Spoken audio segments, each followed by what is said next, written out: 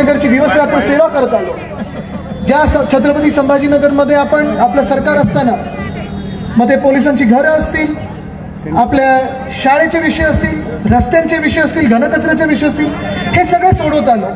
त्याच छत्रपती संभाजीनगरमध्ये आम्ही महिनाभर आंदोलन करत आहोत. प्रत्येक वॉर्डमध्ये जाणार आहोत, 90 वॉर्ड फिरणार आहोत, घरोघरी जाणार आहोत. आणि फक्त काही कार्यकर्त्यांना नाही, फक्त काही आपल्या पक्षासाठी नाही, तर या छत्रपती संभाजीनगरमध्ये प्रत्येक नागरिकापर्यंत आम्ही पोहोचणार आहोत. आणि पोहोचून त्यांची देखील भूमिका जाणून घेणार आहोत की पाण्या प्रश्नाबद्दल आपलं काय मत आहे. मला त्याने एक शेड्यूल पाठवलं होतं. काय झालं? ठीक आहे. तरी मला एक शेड्यूल पाठवलं होतं आणि त्या शेड्यूलमध्ये सकाळी काय करणार, संध्याकाळी काय करणार हे दाखवलं होतं. पण हे सगळं करत असताना साधारणपणे मी त्यांना विचारलं होतं की अंबादास दानवेजी, मी पण स्वतः येऊ का तुमच्यासोबत? मला पण उतरायचं या लढाईमध्ये, मला पण प्रत्येक मोर्चात यायचं, सकाळचं असेल संध्याकाळचं असेल. संभाजीनगरमध्ये जे कोणी नागरिक असतील ते आपल्या सोबत येणार आहेत. आज इथे उतरल्यानंतर जे काही मी पाहतोय, प्रत्येक जण मला जो भेटत आहे, मी आता रस्त्याने येत होतो, मला सगळेजण सांगतात की आदित्यजी, पाण्या प्रश्नाबद्दल काहीतरी करा, आवाज उठवा, तुम्ही जो मोर्चा काढला तो योग्य आहे, आम्हाला पाणी मिळालंच पाहिजे. कधी 10 दिवसानंतर, कधी 11 दिवसानंतर, कधी 12 दिवसानंतर, कधी 15 दिवसानंतर पाणी हे आमच्या घरी येत आहे. बरं, पाणी जे येते ते काही पिण्यासारखं पाणी आहे का? अनेक ठिकाणी मी ऐकतोय पाणी येते की कोकोकोला येतोय, पेप्सी येते, हे आपल्याला कळत नाहीये. अक्षरशः गढूळ पाणी येत आहे, जवळपास काळं पाणी येत आहे. ही सजा ही आपल्या छत्रपती संभाजीनगरला कशामुळे मिळत आहे, कोणामुळे मिळत आहे? आम्ही काय भाषण केलं होतं? तुमचे गिला नाही, हे ते काय काय सांगत होते ना, किती अति टाकल्या, इथून येण्यासाठी बंदी, तिथून येण्यासाठी बंदी. आता तुम्हाला सांगतो, बिलकुल आमचं सरकार आलं की बिलकुल पाणी देऊ. फडणवीस साहेब, ओरडून चालत नाही, काम करायला लागतं. ते काम बसताना तुम्ही काय कामं करून दाखवलेली आहेत आणि काय कामं करायची आहेत ती तुम्ही आम्हाला सांगायची असतात आणि सांगितलेली कामं करून दाखवायची असतात. आम्हालाही आठवतं जेव्हा आमचं सरकार होतं, तेव्हा मी त्याच सरकारमध्ये मंत्री देखील होतो. देसाई साहेब पालकमंत्री होते. प्रत्येक दिवशी सुभाष देसाई साहेब उद्धव साहेबांना सांगायचे की छत्रपती संभाजीनगरमध्ये काय काय कामं चालू आहेत. मला तो देखील काळ आठवतो जेव्हा इथे घनकचऱ्याचा प्रश्न निर्माण झाला होता, कचरा उचलला जात नव्हता. मी स्वतः फडणवीस साहेबांना मुख्यमंत्री ते असताना भेटायला गेलो होतो. अनेक आपले शिवसेनेचे नेते होते, पदाधिकारी होते, काही आपल्या सोबत आहेत, अनेक आपल्या सोबत आहेत आणि काय काय आहे त्यांच्याकडे. म्हणजे ती लाईन होती ना, मेरे पास गाड़ी है, बंगला है, घर है, तुम्हारे पास क्या है? मी त्यांना सांगते, मेरे पास महाराष्ट्र की जनता है, वो मेरे साथ है. पण आज मला आठवतं त्या दिवशी माझी जन आशीर्वाद यात्रा होती, इथूनच मी चाललेलो होतो आणि घनकचरा व्यवस्थापन आपण जेव्हा केलं होतं, विलगीकरण केंद्र होतं, तिथे मी चाललो होतो. तत्कालीन महापौर असतील आणि अनेक लोकांनी मला सांगितलं होतं, आदित्यजी जाऊ नका, दिवसभर तुम्ही तिथे गेलात तर तुमच्या कपड्यांना वास मारेल. आणि मी सांगितलं तर वासाची मला चिंता नाही, आपण ह्या शहरासाठी काय करत आहोत ते मला बघायचं नाही. महानगरपालिकेकडे तसा स्वतंत्र फंड नाही आहे, पण तेव्हा देखील आपल्या साहेबांचं, उद्धव साहेबांचं सरकार असताना ह्या शहरासाठी शेकडो कोटी देऊन आपण रस्ते ठीक करण्याचं काम हाती घेतलं होतं. मला आठवतं तेव्हा म्युन्सिपल कमिशनर रस्तिक पांडे होते, ते मी स्वतः, खैरेसाहेब आपण होतात, दानवेसाहेब आपण होतात. आपण रात्री 1 वाजता 1:30 वाजता या शहरात फेरफटका मारला होता की कामं कुठे चाललेली आहेत, काय गरजेची कामं आहेत आणि कशी कामं होत आहेत. याला म्हणतात शहरावर प्रेम, जे मी माझ्या आजोबांकडून म्हणजे वंदनीय हिंदू सम्राट बाळासाहेब ठाकरेंकडून शिकलेलो आहे.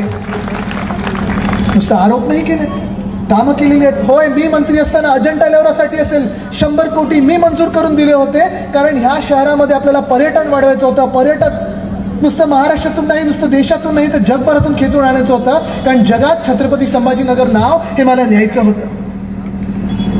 पण फडणवीस साहेब, आपण ज्या रस्त्यावर मोर्चा काढला रोज पाणी देतील असं सांगितलं होतं. फडणवीस साहेब, कदाचित आपल्याला माहिती नसेल, कारण आपण ह्या भांडणांमध्ये व्यस्त आहात. एशियनशी गट तुमच्याशी भांडत आहे, दादांचा गट तुमच्याशी भांडत आहे, तेवढं नसेल तरी थोडाफार भांडतच आहे. पालकमंत्री कोण होणार? मुंबईमध्ये मंत्र्यांच्या बंगल्यांमधून कोणाचा बंगला कोणाला मिळणार? चांगल्या गाड्या नवीन मंत्र्यांना मिळत आहेत की नाही? प्रोटेक्शन कोणाला आहे? Z+ कोणाला आहे? रुबाब कोणाचं जास्ती आहे? फडणवीस साहेब, मला माहिती आहे तुम्हाला ह्याच्यात व्यस्त ठेवलेलं आहे, पण थोडं त्याच्यातून लक्ष बाहेर काढा आणि या महाराष्ट्राच्या जनतेकडे द्या लक्ष. आज ही जनता त्रस्त आहे, हैराण आहे. आज महाराष्ट्र भाजपमध्ये घ्यायचे, जे गुंड असतील भाजपमध्ये घ्यायचंय, वॉशिंग मशीन मध्ये टाकायचंय का? तर ह्यांची मदत घेऊन तुम्हाला लोकांवर दादागिरी करायची आणि निवडणुका जिंकायचं. फडणवीस साहेब कधीतरी ह्या चक्रातून बाहेर पडा आणि जनतेची सेवा करा. फडणवीस साहेब, कदाचित तुम्ही किंवा भाजपमधलं कोणी बोलला होता त्यावेळी की आमचं सरकार असताना जुम्मा टू जुम्मा पाणी येतं, आता काय डबल जुम्मानी पाणी येतं? फडणवीस साहेब, कधीतरी धर्माचा चष्मा बाजूला ठेवा आणि माणसाला माणूस बघून बघा. जात पाहू नका, धर्म पाहू नका, माणसाला माणूस म्हणून. मी जेव्हा माणूस म्हणतो तेव्हा बाई आणि पुरुष दोन्ही, महिला पुरुष दोन्ही माणुसकीच्या. तुमचं सरकार आमच्या राज्याकडे लक्ष देत नाहीये. काय काय वचनं दिली होती तुम्ही? इथे महिला खूप मोठ्या संख्येत बसल्यात. कदाचित काही महिलांनी लाडकी बहीण योजनेला मतदान केलं असेल, त्या पिंक जॅकेटला मतदान केलं असेल, फडणवीस साहेबांना मतदान केलं असेल का? तर तुम्हाला वाटलं होतं की 1500चं 2100 करून मिळेल. सरकार बसलंय, बहुमताचं सरकार आहे. असं बहुमत कदाचित गेल्या 15-20 वर्षात कोणी पाहिलं नसेल असं सरकार बसलंय. मी आज इकडच्या सगळ्या महिलांना विचारत आहे, लाडकी बहीण योजना ही यशस्वीरित्या चालवत आहेत की नाही सरकार? काय चालवतात ते जगभरात सांगतात आम्ही चालवतात. 33 देशांनी नोंद घेतली. 2100 तर झाले ना.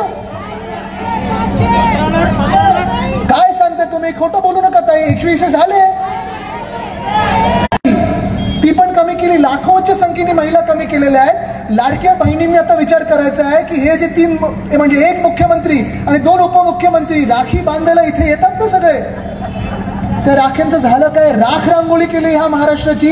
राखी बांधून महिलांची राख रांगोळी करणारे हे पहिले असे भाऊ असतील. खोटं बोलणारे हे पहिले भाऊ असतील. महिलांना संरक्षण न देणारे हे पहिले भाऊ असतील. हे नक्की भाऊ आहेत की भाऊ खाणारे आहेत? भाव खाणारे तर तुम्ही विचार करायचा आहे. पण परिस्थिती अशी झालेली आहे.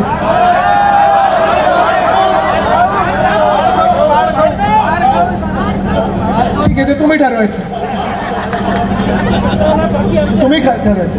मी भाव खा बोललो, बाकी काय बोललो नाही. पण आज दुर्दैवानी परिस्थिती ही झालेली आहे की संपूर्ण महाराष्ट्रामध्ये महिलांचे हाल असे झाले, ज्यांनी विश्वास ठेवला या भावांवर की होय मला 2100 करून मिळतील, ते तर झालंच नाही. 500 होत आहेत. काही काही महिलांबद्दल असं झालेलं आहे की ज्यांच्या खात्यात पैसे गेले 6 महिन्यात देखील. काही काही ठिकाणी पाऊस पडलाय, काही काही ठिकाणी दुष्काळ परिस्थिती झालेली आहे. शेतकरी बांधव आत्महत्या करतात, गळ्याला फास लावून स्वतःचे जीव घेत आहेत. आणि त्यांच्या देखील महिलांना, पत्नींना हे सरकार उत्तर देऊ शकत नाही की ही परिस्थिती शेतकऱ्यांना टाळली. इथून काही अंतरावर या जालना रोडवर जा, कधी बीड रोडवर जा, कधी शेतकरी भेटतील त्यांना विचारा. कारण आपण अनेक लोक शहरी लोक असतो, आपल्याला वाटतं की आपलंच सगळं हे महत्वाचं असतं. पण जेव्हा शेतकरी बांधवांना तुम्ही विचाराल की जे काही सांगितलं होतं, काय काय सांगितलं होतं, कर्जमाफी करू, दादा तर सरळ बोलतात की मी कधी वचन दिलंच नव्हतं. मुख्यमंत्री बोलतात हे आता मला करायचं नाही.